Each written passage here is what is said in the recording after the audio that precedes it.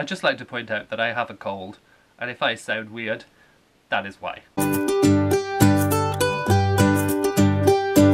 Hey guys, and welcome to another video, and in this video we are going to talk about, or I am going to talk about, all the books that I would like to reread in the immediate future. Rereading books for me is not something that I do hugely regularly. It's always a case of looking at my shelves and seeing something I haven't read yet and thinking, oh, I'll just read that instead. I recently watched a video by Chboskys. I want to say, if I can find the video I will link it down below, but in that video she basically talks about when you join BookTube you find yourself reading a lot more than normal. Like, obviously I used to read quite a bit beforehand, but being on BookTube sort of gives you, not a pressure, I don't want to use that word, but you have more incentive to read more books because you want to talk about them. She talks about how that in itself sort of dissuades you from looking back at books you would like to reread because you feel like you've already talked about them on your channel. I thought it was an interesting video because I could really see that in my own reading habits. I'd say before BookTube I was reading around 40 books a year, which for most people is probably still quite a lot, but in the 2 main years I was on BookTube, one of my challenges actually goes up to 150 books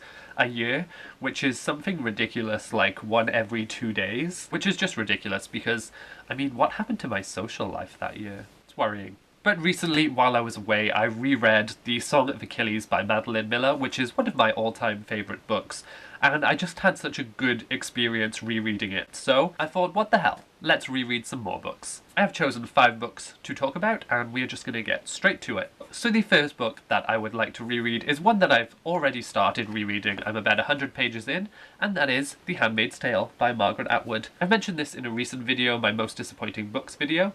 Don't worry, it wasn't one of the selections, but I used it to reference another book. I said in that book how I studied this book for school, and it was one of those rare books that I actually enjoyed studying because I feel like people hate the books they study, like really, really hate them. So I read this in high school when I was 16, which was 12 years ago now. I don't like that. Everyone generally knows what this book is about, feminist dystopia, so I won't talk too much about it, just that I'm 100 pages in and I am really enjoying rereading it. The next book is part of a series that I read in my teens, and like Harry Potter, I see it as being one of the series that really got me into reading, and that is Wicca by Kate Tiernan. There are 14 books, I want to say, in this series. Obviously from the title, it is all about witchcraft. But I remember them having a really good magical system that was all about crystals and bindings, and I remember as a teen I ate that stuff up and I really, really enjoyed it. And the thing about these books is that they are really, really short. They have a big font and they're about 200 pages each, so I sort of want to reread them and just relive my teen years. Why not? The next book I'm going to talk about is Queen of Kings by Maria Dahvana Headley.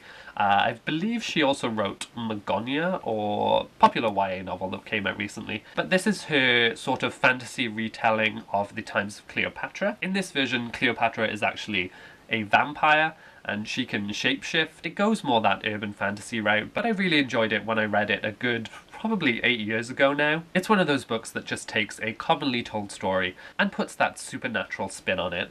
I also do have a bit of a obsession with Egyptian mythology, so I think I know why I really enjoyed this book when I first read it. Then the next book I'm going to talk about is Aristotle and Dante Discover the Secrets of the Universe.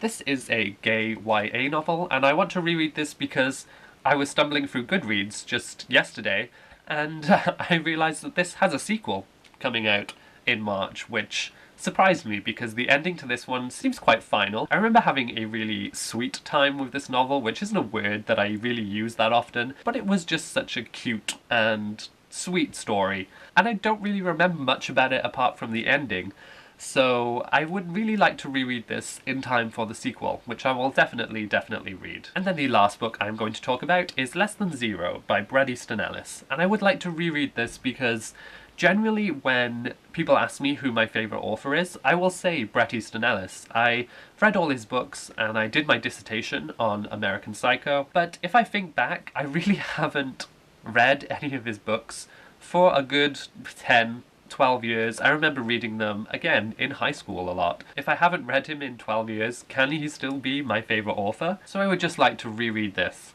just to check in with a favourite author from the past and see if he still is my favourite author. So those are all the books that I really would like to reread in the immediate future. In the comments below, let me know your thoughts on rereading. Do you reread? Especially if you're a booktuber, do you find it hard to reread because you don't want to talk about the same books in videos over and over again? It is an interesting topic, and like I said, if I can find that video, I will leave it linked below. But that is going to be all from me for today. I hope you enjoyed this video, and I shall see you soon with another one. Goodbye.